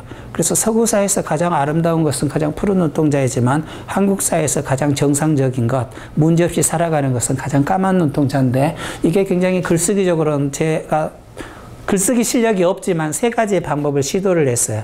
1인칭은 제가 사귀었던 미국 여성, 금발의 여성하고의 개인적인 자서전이 들어갔고요. 2장은 제가 만났던 경남의 초등학교 7명의 다문화 아동들의 가정생활에서부터 학교생활, 부족한 부분들을 다 했고요. 마지막은 베트남 여성을 둔 학생이 연구자 중에 7명 중에 1명인데 부산대학교 국어교육과를 졸업을 해서 나중에 우리나라 대부분의 쭈꾸미가 베트남에서 수입하대요. 쭈꾸미 회사를 갖다가 이제 하다가 결국 그만두고 이제 소설가로서 하면서 자기 엄마를 갖다가 제삿날 우연히 이제 엄마 일기장을 보게 된 거죠. 그래서 엄마가 어떻게 아버지한테 800만 원에 팔려왔으며 떠날 수 있는 기회가 2번이 있었는데도 불구하고 이제 자기죠.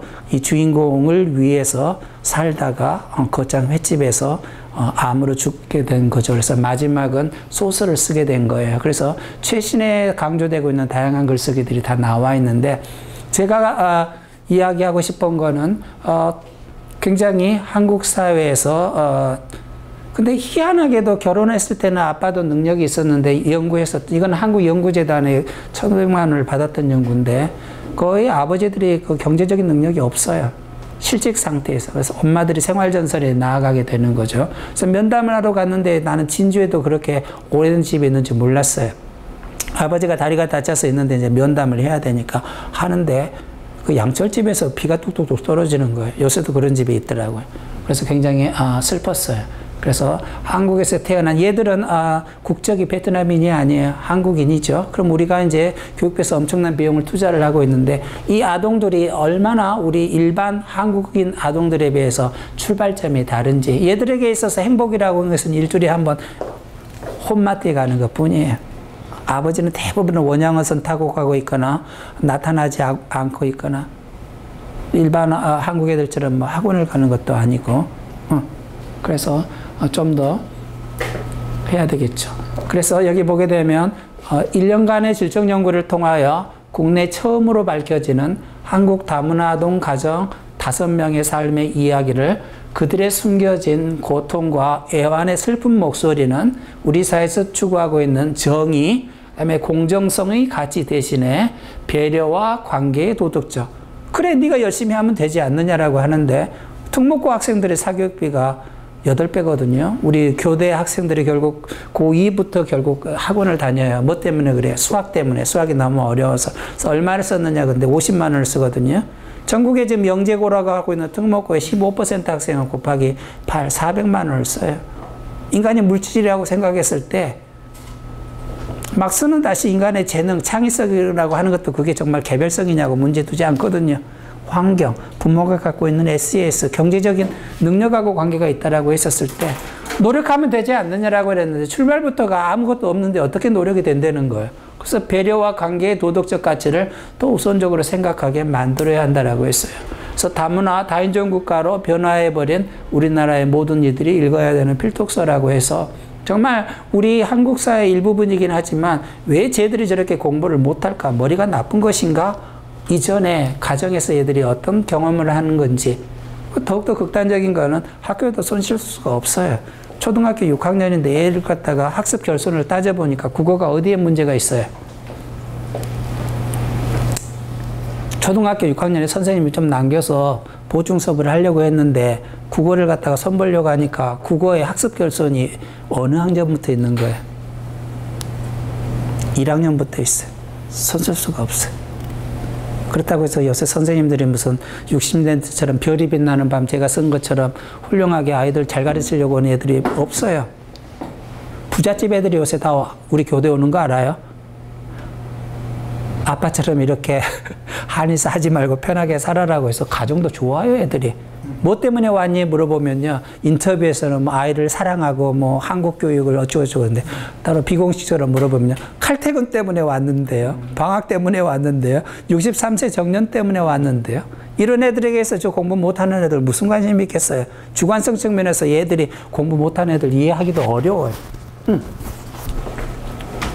그래서 이게 비판적 패러다임에서 우리가 주류로 살아온 한국인들에게서 우리가 좀 더 관심이 없었던 다문화 아동들에 대해서 교육적 배려가 필요하다라고 쓰게 된 거죠. 그 다음,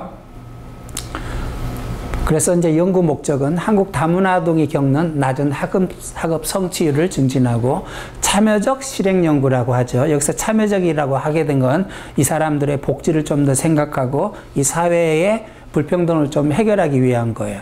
그래서 성적 향상을 어떻게 달성할 수 있는지 개별 지도 방법을 통해서 알아봤는데 학습 효과는 그렇게 큰 차이가 없었어요.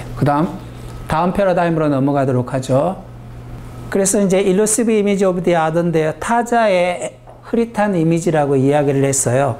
그래서 우리나라 이거는 제가 했으면 불가능하고 주재훈 교수라고 우리 이제 진주교대 온 분인데 한국학위연구원에서 박사학위 논문을 갖다가 우리나라 사회과를 갖다가 분석을 했는데 제가 우연히 교육학연구 심사가 왔는데 이 연구자 너무 특이하다라고 해서 전화번호를 한국학대학원 중앙연구원에 연락을 해서 나랑 같이 연구를 하자라고 했는데 결국 뭐 진주교대 교수까지 됐네요. 근데 이 사람이 굉장히 역사에 굉장히 많은 책을 읽었어요. 그래서 이제 여기서는 해체죠. 우리가 생각하고 있는 계몽이라고 하는 게 정말로 진실이냐라고 했었을 때 한국의 역사 교과서를 갖다 중학교를 갖다가 한 10몇 종을 갖다 분석을 했어요. 그럼 과연 우리가 지금 우리 한국 학생들한테 가르쳐주는 이 역사적 사실은 정말 진짜이냐 문제를 갖다 제기한 거거든요. 그래서 그 원전을 다 찾아봤어요. 그리고 이거하고 관련해서 경쟁적인 이론을 갖다 해봤는데 크게 역사 교과서에서 콜럼버스의 미국 발견, 그 다음에 산업혁명 있죠. 산업혁명, 신대륙, 몇 개가 있었는데 거기서 보니까 다들 누구의 입장을 갖다 제시를 하고 있나요? 앵글로 섹슨족의 주장을 갖다 제시를 하고 있어요. 근데 실제적으로 그럴 수밖에 없는 게 한국의 역사 교과서를 만들었을 때 대부분의 사람들이 참고를 한 게 미국의 저자들이 쓴 역사 교과서였거든요. 그래서 이제 크게 탈식민의 이론에 근거한 몇 가지 범주를 가지고 쭉 분석을 해봤는데, 예를 들어서 신대륙의 발견하고 관련해서는 이미 우리나라 TV도 나왔지만 우리가 그 남아프리카에 그 뭐가 있어요? 희망봉인가 있잖아요. 희망봉을 발견한 사람은 뭐 다마스 누가 아니라 누구예요? 중국에 정화라고 하는 부대가 있대요. 그래서 우리가 실제적으로 우리가 주장하고 있는 많은 진실들이 누구의 입장을 대변하고 있냐면 앵글로색슨, 미국 사람들의 주장을 대변하고 있지, 또 다른 제3세계의 역사적 지식을 우리는 철저히 무시하고 있다는 거예요. 근데 이게 놀랍게도 2013년 ASA 최우수 논문상을 받은 거예요. 그 사람들도 다 심사를 했겠죠. 뭐 로비도 하지 않았는데. 그리고 뭐 너무너무 안타까운 거 보니까 신대륙의 발견하고 관련해서 아프리카에서 끌려간 흑인이 바닷가에서 죽은 게 얼마나 많은 줄 알아요? 1000만 명이 넘대요, 보니까. 그러니까 철저히 서구의 관점에서 역사 교과서를 다 기술했다는 거하고, 우리가 산업혁명의 주 원인을 뭐로 생각을 해요? 증기기관차의 발견이라고 우리 때는 그렇게 배웠는데요. 수많은 역사 교과서는 아니래요, 그게. 인도의 면화라고 이야기를 하고 있거든요. 면화 생산. 그래서 제가 지적을 하고 여기서는 뭐냐면, 실제적으로 우리나라에서 교과서에서 진실이라고 제시하는 많은 교과서의 내용, 그리고 그 교과서의 내용이 차용하고 있는 미국의 교과서, 근데 이거의 교과서에서는 들어가 있지 않지만 많은 역사가들이 제시하고 있는 또 다른 진실들을 쭉 해봤을 때 한국의 교재, 저술가들, 대학교 교수들은 철저히 제3세계의 주장이나 동양적 지식은 무시한 채 서양학자들의 주장만을 갖다 제시하고 있다라고 하는 거죠. 그래서 한국 고등학교 세계사 교과서의 4가지 영역에 대해서 우리는 동양적 관점, 에드워드 사이드, 오리엔탈리즘 관점에서 하고 있어요. 그래서 그게 지금까지 설명한 거는 패러다임에 근거해서 질적 연구에는 탈실증주의라는 용어가 쓰이고 있는데, 단순히 한 가지 패러다임이 아니라 해석적 패러다임, 비판적 패러다임, 해체적 패러다임이 있고, 그 안에 또 컴피팅, 경쟁하는 연구 방법들이 굉장히 많아서 나름대로 굉장히 또 자기들끼리 이게 더 우세하다라고 그렇게 많이 주장을 하고 있죠. 근데 이제 해석적 패러다임은 저 초창기에는 한국에서 문화기술지가 많이 쓰였는데, 최근에 와서는 통계를 강조하는 사람들이 요청을 해서 근거 이론이 많이 쓰이고 있고요. 그 다음에 간호학이라든지 의료에서는 도대체 암 환자들은 그 암 치료를 받으면서 어떤 경험을 갖게 되느냐, 호스피스에서는 죽는 사람들은 어떻게 죽느냐라고 해서 주로 간호학에서 현상학적 연구가 굉장히 많이 되고 있고, 비판적 패러다임에서는 뭐 그 가장 대표적으로 페미니즘 연구라든지, 그다음에 다문화, 지금 노동 인력에 대한 연구도 중요한데 실행 연구가 굉장히 많이 되고 있고요. 해체적 연구는 뭐 제가 하고 있는 탈식민적 연구 이외에 별로 지금 이루어지고 않고 있어요. 근데 그럴 수밖에 없는 게, 해체적 연구는 굉장히 많은 철학 서적들과 사회학 서적을 많이 읽어야 된다는 점이 어려운 점이 있는데, 그래서 저는 참 한국 사회학자들이 아이러니하고도 미운 게 뭐냐면, 우리 교육학 분야에서 80년대하고 90년대는 완전 세 번째 있잖아요. 비판적 패러다임이 한국을 휩쓸었어요. 그건 우리나라의 민주사회에 그거하고 만들어져 갖고 뭐 민주화라든지 국가 교과서가 이데올로기를 재생산한다라든지 막 그런 연구가 되어 있고, 이미 지금 이건 끝나고 지금 4번째 해체 패러다임이 나오고 있는데 철저히 학생들을 훈련시키고 있지 않아요. 그 이유를 보게 되면 자신들이 공부를 안 했기 때문에 당연히 제자들한테 이쪽으로 가야 되는데도 불구하고, 제가 공부했던 그 미국 오하이오 주립대학교의 패티 레이더가 4번째 패러다임의 대가인데, 제가 공부했었던 그 당시에 선배들, 후배들은 박사 논문 쓰기도 전에 다 뭐라 그러죠? 미리 점유해갖고 팔리는 거? 이렇게 농사 지어갖고 미리 입도 선매. 입도 선매. 입도 선매가 다 돼버린 거예요. 그만큼 지금 네 번째 패러다임이 전 세계적으로 인기인데 한국은 이것도 역시 식민주의적 연구 문화이긴 한데 지금 여기에 대해서 별로 이야기는 안 하고 서울대 영문학과, 연세대 영문학과에 한 20년 전에 포스트 모던이란 무엇인가 이런 번역서들이 있다가 그 분위기가 좀 약간 가라앉은 것 같아요. 그래서 근데 이쪽을 보게 되면 단순히 트렌드가 아니라 우리가 세상을 바라보는 눈, 그리고 정체성 이런 거에 대해서 정말로 새로운 시각을 많이 줘요. 그래서 꼭 우리는 필독서로서 한번 읽어봐야 된다는 생각이 드네요.